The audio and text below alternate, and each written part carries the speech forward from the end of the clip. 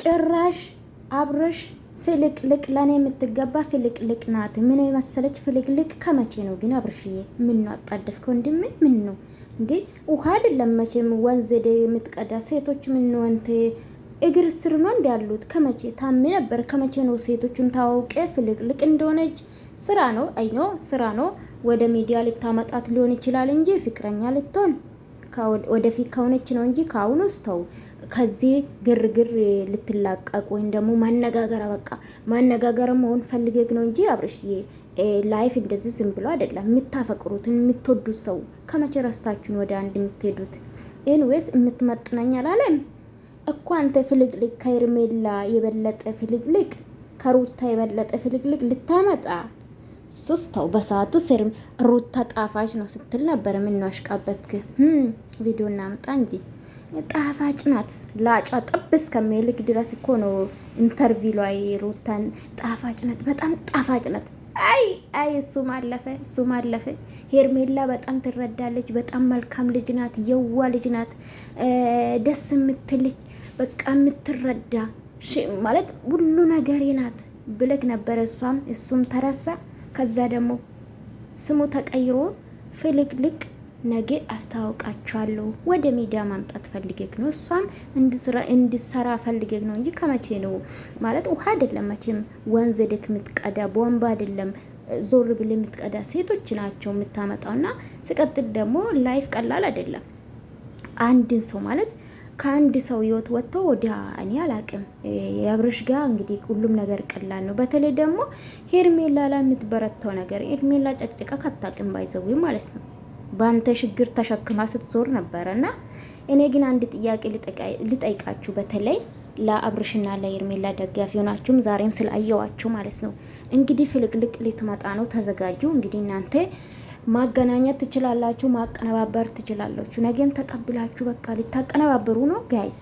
እኔ አሁን እሱ ሀሳብ ይዞኛል። ነገ እንግዲህ በሙግት ነው የምጠብቀውና እውነት ፎቶ እንደ በፊቱ ማለት ፎቶ አድርጋችሁ ወይም ቲክቶክ ላይ ትቀመጣላችሁ። ሶስተኛ ሴት ስትመጣ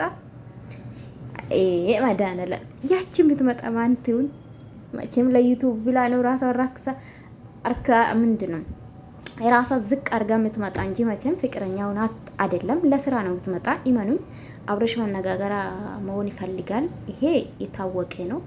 እና ሄርሜላ አንድ ነገር ልንገርሽ እህቴ ማለት ነው እንግዲህ የሩታ ጸባይ ባታመጪ አሪፍ ነው ብዬ ነው የማስበው። ካልተፈለግሽ አልተፈለግሽም ነው በቃ ውጪ ከሱ እንዴ። አንድ ሰው እኮ አስቦበት አቅዶ ነው በቃ አልፈልግም ማለት አይደለ። በቃ ራስሽ ዝቅ አታርጊ፣ እንደተከበርሽ አርፈሽ ተቀመጪ። በቃ አስፈልግም ደግሞ ይንጠባረራል። አብርሽ ተረጋጋሽ። የተረጋጋ ወተት ቅቤ ያወጣል ትላለች አያቴ። ትክክለኛ ማለት ነው። እና ተረጋጋ። ሚኒስትሩም ቀየር አድርጎሽ ተረጋጋ። ሚኒስትሩን አይታጣቅም። ለነገሩ አሁን አይደል ያለፈው። አዎ ፋሽኑ ግን ቆይቷል እና የለበሰ ለብሷል። ኤንዌስ አረጋጋ ወንድሜ ማለት ነው። ብትረጋጋ ጥሩ ነው ብዬ ነው ማስበው። ሴት ስላመጣ ጀግና ልትባል አትችልም። ባይዘዌ ይሄ ጥሩ አይደለም። በፊት ቀብራራ ሊልክ ይችላሉ። አሁን ግን ትክክል አይደለም። ለዚህ ውቀት አይደለም ሴት መቀያየር። ደግሞ ክብር ይኖርክ ለሴቶች ስፔሻሊ ለሄርሜላ ክብር ይኖርክ። እውነት ለመናገር በጣም ታከብራለች። ከዛ ውጪ ግን እንደዚህ ንቅብታ ባታወራ አሪፍ ነው ብዬ ነው ማስበውና አትርሳ። እንደዛ ሩታ ጣፋጭ ናት፣ በጣም ጣፋጭ ናት ስትል ነበረ። እንደ ኬክ እንደበላ ወይም ደግሞ አይስ እንደበላ ሰው ማለት ነውና ሄርሜላም ብዙ ነገር ናት። በጣም ልዩ ሴት ናት። እንደሷ ሴት የለም፣ ትረዳኛለች ስትል ነበረና ዛሬ ደግሞ ፍልቅልቅ ለኔ የምትመጥን ፍልቅልቅ አላለም ወዶች ጭራሽ ማለት ነው። የንቀት እንዲ ተረጋጋ። ስለዚህ ሄርሜላ ውጪ በቃ ከሱ አስፈልግም።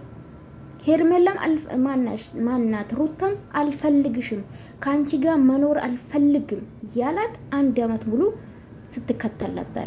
ራሷ ዝቅ አድርጋ በሷ ነበር ስንናገራት የነበረው። ስለዚህ አንቺም ካልተፈለግሽ አልተፈለግሽም፣ አንጋግቶ ያምጣ።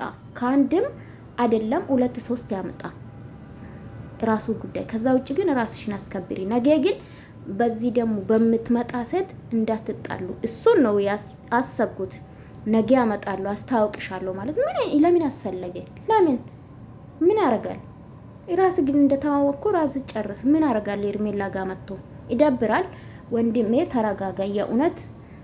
እውነት ያስጠላል። በቃ ማለት የሆነ አሁን ያለበት መንገድ ትክክል አይደለም። በጣም ተወጣጥራል እንደ ሩታ ማለት ነው። ሩታ ከዚህ በፊት ስትወጣጠር ነበርና ኤንዌስ አረጋጋ ለማለት እፈልጋለሁ። ወንድም አለም ማለት ነው አብርሻችን። አዎ አብርሽ ወንድሜ ብትረጋጋ ጥሩ ነው ብዬ ነው የማስበው። ስለዚህ ኤርሜላ ራስሽን አስከብሪ። በቃ መከተል ይቅርብሽ። በቃ አይሆንም።